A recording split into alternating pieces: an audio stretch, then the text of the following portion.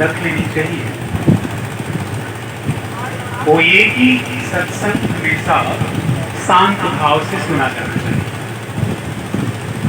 मैं इस बात को बखूबी समझता हूँ कि आप सब लोग आज यहाँ इसीलिए आए हैं क्योंकि आपको सत्संग सुनना है, और मैं इस बात का बार बार आभार भी प्रकट करता हूँ कि इतनी धूप में आप सब यहाँ आए।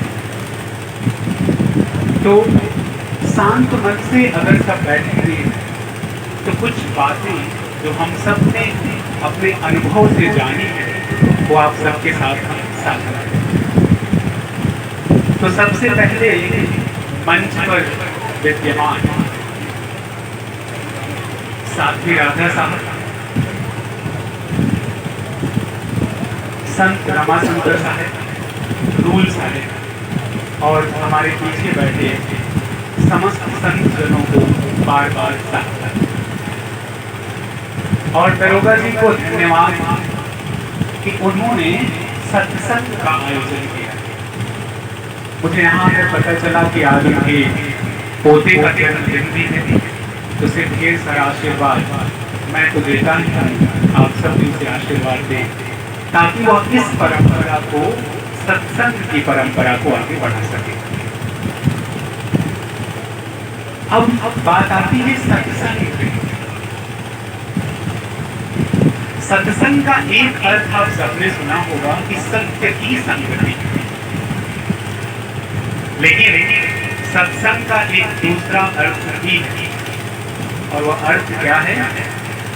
जो आप हैं वो ध्यान से इस बात को समझेंगे, जो आप हैं उसे छोड़कर सबको जला देने का नाम सत्संग है। अब प्रश्न यहाँ है कि आप क्या हैं? बहुत विचार का प्रश्न है। आप हैं क्या? आप शरीर में थोड़ा सा ईगो बंद करेंगे आप, क्या जो ईगो आ रहा है उसको बंद कर दें। तो इस बात को समझना पड़ेगा कि आप हैं।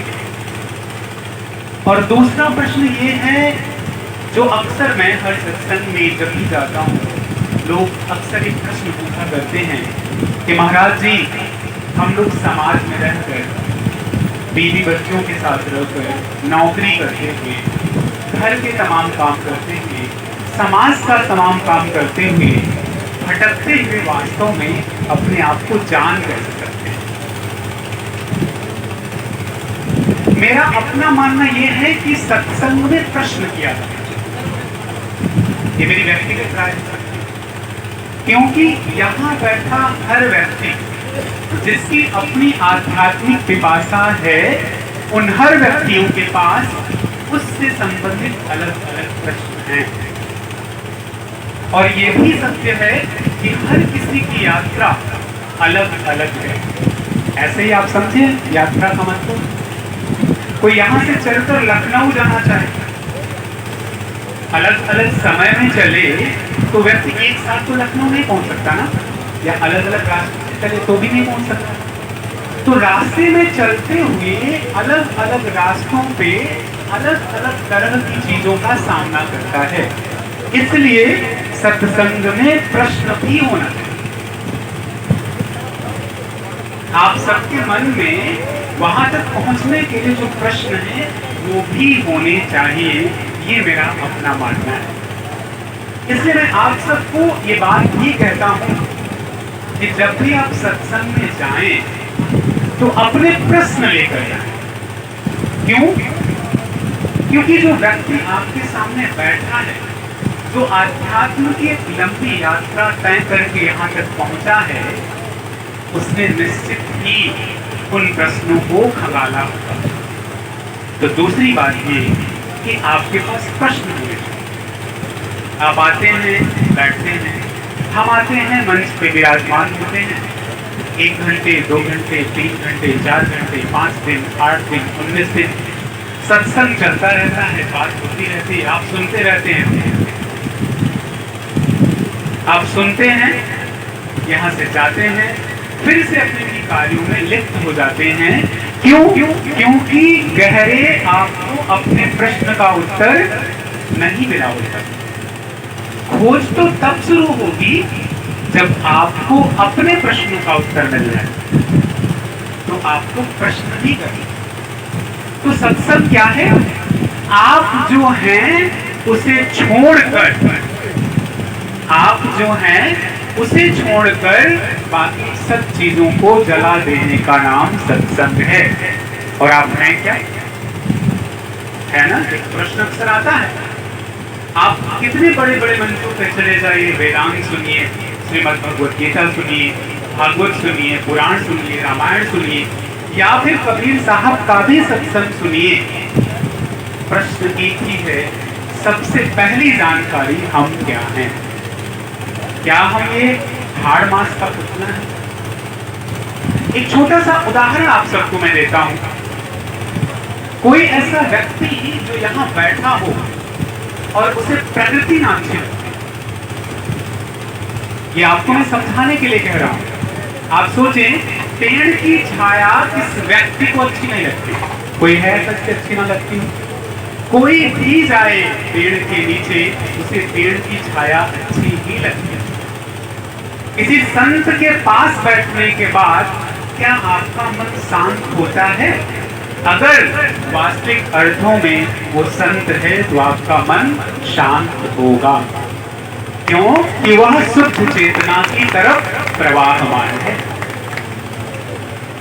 बहती हुई किसी नदी के पास जाकर आपका मन क्यों शांत हो जाता है?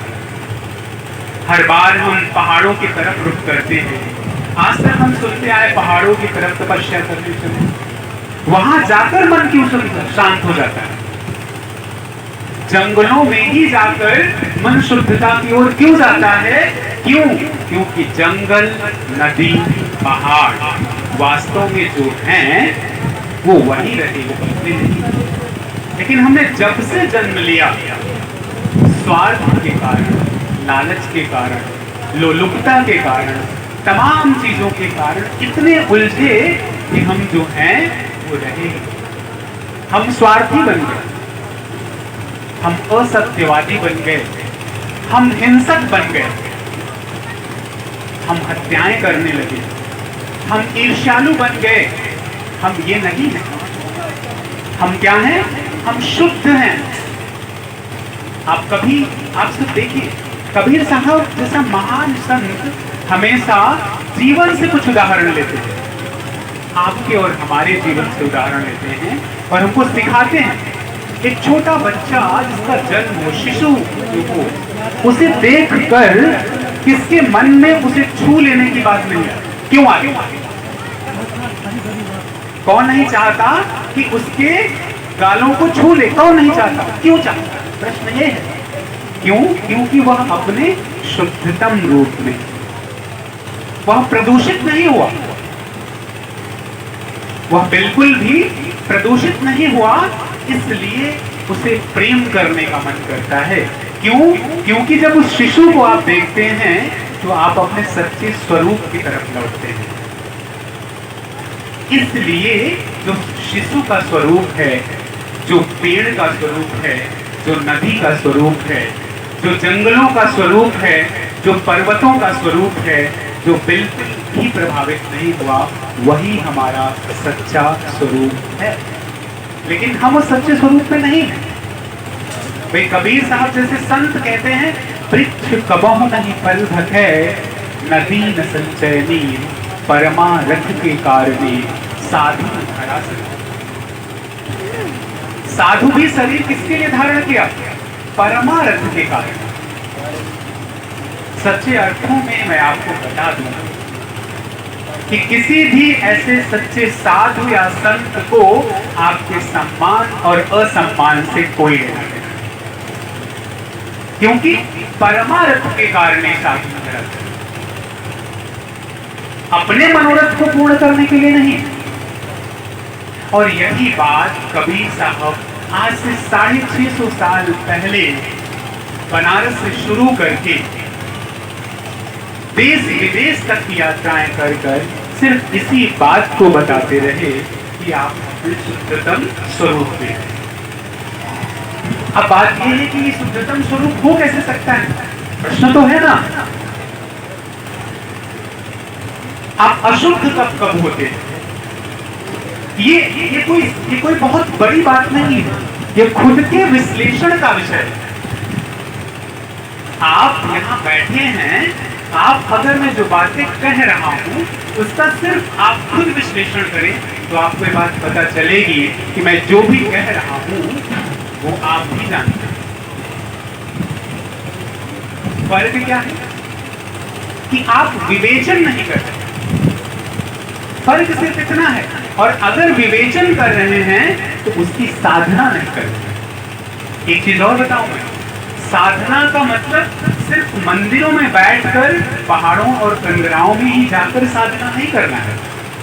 क्योंकि कबीर साहब तो इस बात को कह गए ना, मोको कहाँ ढूंढे रे बंदे, मैं तो तेरे पास, ना मंदिर में ना मस्जिद में ना काबे कैलाश में, खोजी होत तुरंत मिल जाऊं।